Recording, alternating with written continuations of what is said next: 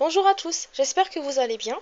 Je vous retrouve dans cette nouvelle vidéo pour vous présenter mes dernières acquisitions livresques, ainsi que pour vous parler de mes dernières lectures, du mois de mars bien sûr.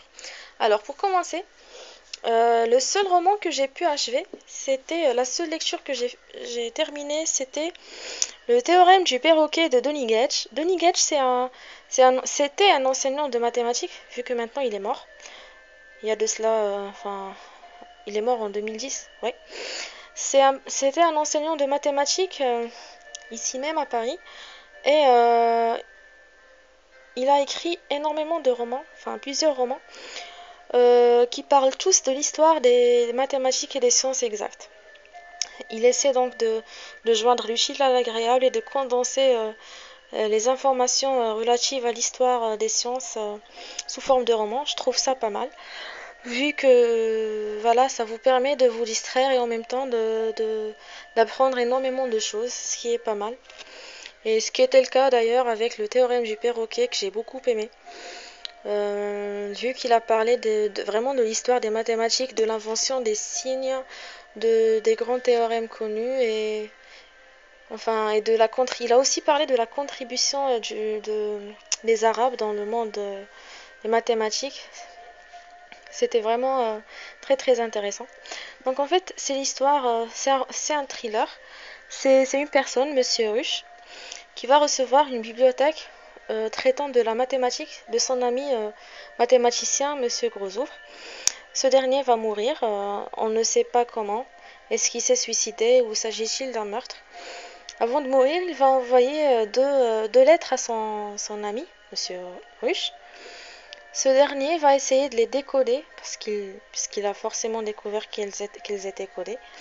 Il va les décoder pour découvrir la vérité, pour connaître les circonstances du meurtre, de la mort plutôt de son ami. Voilà. Et pour ce faire, il va devoir plonger dans le monde des mathématiques, dans leur histoire plutôt, et il va essayer de trouver des indices. Donc c'était, comme je vous ai dit, une lecture très très agréable que je suggère vivement aux amoureux des sciences, aux passionnés des mathématiques. Voilà. C'était tout pour ce mois-ci. Ça fait quand même 521 pages que j'ai lues. Maintenant, je vais passer directement au livre que j'ai acheté. J'ai fait pas mal d'achats et je le regrette un peu. Enfin, c'est pas que je le regrette, mais je préférerais d'abord finir ceux que j'ai. Parce que à chaque fois que je sors, j'achète un ou deux livres, et ce qui fait que ma palle ne fait que grossir, quoi. Donc voilà, pour commencer vite fait, j'ai acheté Les Nains, manuel de campagne de Dan Patrick. Je le connaissais pas avant, cet auteur. En fait, j'ai accroché. Apparemment, c'est un livre fantastique. J'ai beaucoup aimé la couverture. C'est un peu dans le style, je dirais, médiéval. Voilà. Et apparemment, ce livre-là va nous parler de la vie des nains, de leurs armes, de leurs habitudes, de leurs coutumes, etc. Là, je ne sais pas si c'est un livre purement fictif ou si c'est vraiment un livre historique, quoi. Enfin, pas historique, mais qui parle vraiment de cette catégorie de personnes-là, des nains. Je ne l'ai pas encore lu, je peux rien vous dire pour l'instant. Ce que j'ai aimé, c'est qu'il y a plusieurs illustrations pour renchérir ce que l'auteur dit et pour plonger le lecteur dans ce monde mystique, je dirais.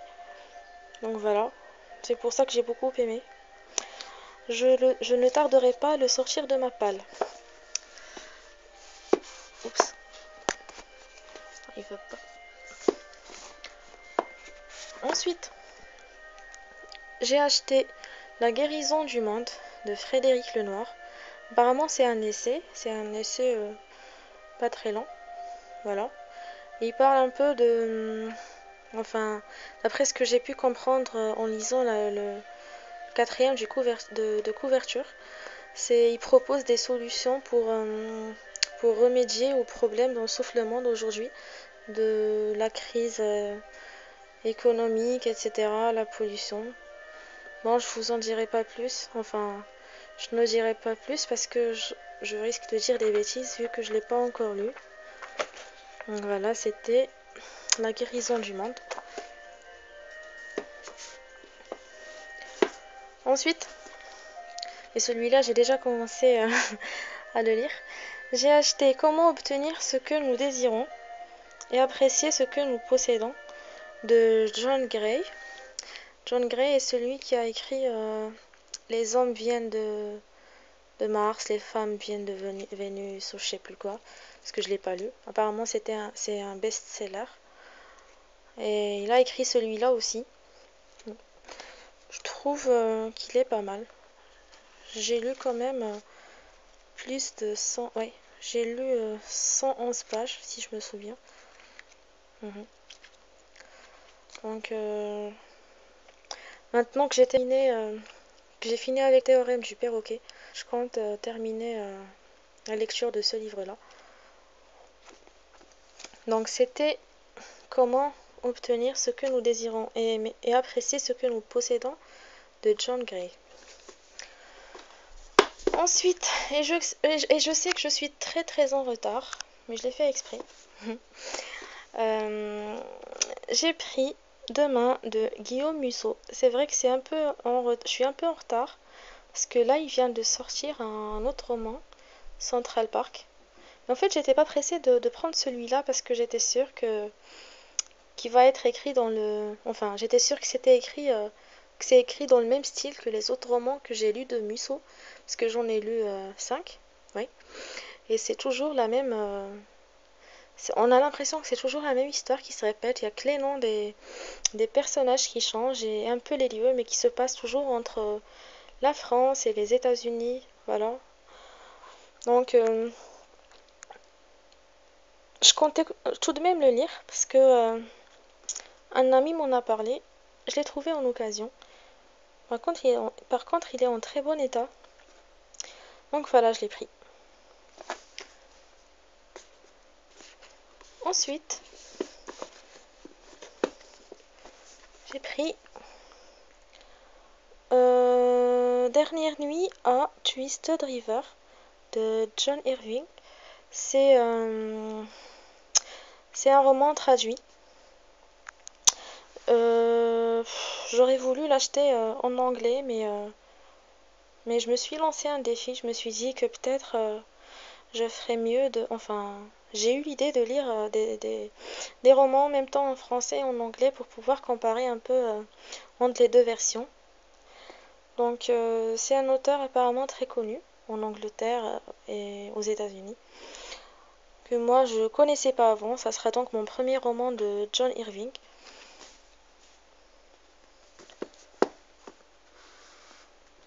Ensuite, j'ai pris La pierre et le sabre d'Eiji Yoshikawa. C'est après avoir lu le résumé derrière que j'ai vraiment accroché parce que donc je vous le lis vite fait. Dans le Japon du XVIIIe siècle, Takezo, jeune homme fougueux, n'aspire qu'à se battre. Recherché dans tout le pays, il est recueilli par un moine et n'a bientôt qu'un but, tendre à la perfection grâce aux arts martiaux. Son sabre sera désormais serviteur du bien. Il ira de combat en conquête à la recherche de la sagesse, épaulé par le chant de sa tendre Otsu. Ouais, ça m'a plu. J'aime bien, j'aime bien la sagesse asiatique, si j'oserais appeler ça comme ça. C'est, euh, c'est toujours un plaisir de découvrir un peu les plumes asiatiques, ouais. Et toujours du même auteur, j'ai pris La parfaite lumière. Donc voilà, ça fera quand même de grosses briques à lire. Ensuite, vu que tout le monde en parlait, et vu que je comptais bien lire un peu en anglais, j'ai acheté The Fault in Our Stars de John Green. Voilà. C'est un livre, c'est un roman de jeunesse, c'est un roman jeunesse, très très triste apparemment, et très très réussi. Il a été vendu à des millions d'exemplaires, j'espère ne pas dire de bêtises. Et il raconte l'histoire d'amour d'un jeune couple, enfin d'adolescents, qui sont tous deux atteints de cancer. Et donc, apparemment, c'est vraiment le type de roman qui met vraiment vos émotions en effervescence. C'est pour ça d'ailleurs que je l'ai pris, parce que j'ai vraiment envie de chialer. Le dernier livre que j'ai pris en anglais, j'hésitais entre le fait de le prendre en anglais ou en français. Après, j'ai décidé de le prendre dans toutes les langues. J'ai commencé par la version anglaise, Rubaiyat Omar al-Khayyam, Rubaiyat of Omar al-Khayyam.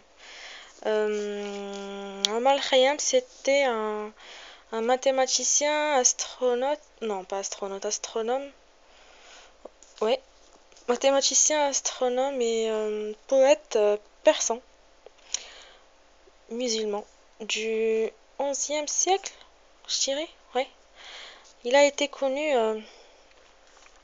il a vraiment été connu par ces quatrains que je viens d'acheter ici. Et il est aussi connu par ses contributions en mathématiques. Il a essayé de résoudre les équations du troisième degré. Il était connu en algèbre. Voilà, il a travaillé pas mal sur l'algèbre. C'est une personne voilà, qui a contribué vraiment dans tous les domaines, que ce soit au niveau littéraire ou scientifique. Donc, c'était tout pour mes achats. Ce que je compte lire pour l'instant, c'est, comme je vous l'ai dit, je compte d'abord finir le livre de développement personnel, comment obtenir ce que nous désirons. Ensuite, j'enchaînerai avec un livre que j'ai emprunté de la bibliothèque. Toujours un livre historique. C'est un roman historique. La Terre est ronde de Jean-Michel Barrault. Voilà, c'est un roman historique qui nous parlera de la découverte de l'Amérique. C'était tout pour aujourd'hui. Je vous remercie encore une fois de plus de m'avoir suivi et je vous donne rendez-vous à très bientôt pour vous faire un nouveau point lecture. D'ici là, portez-vous bien. Ciao.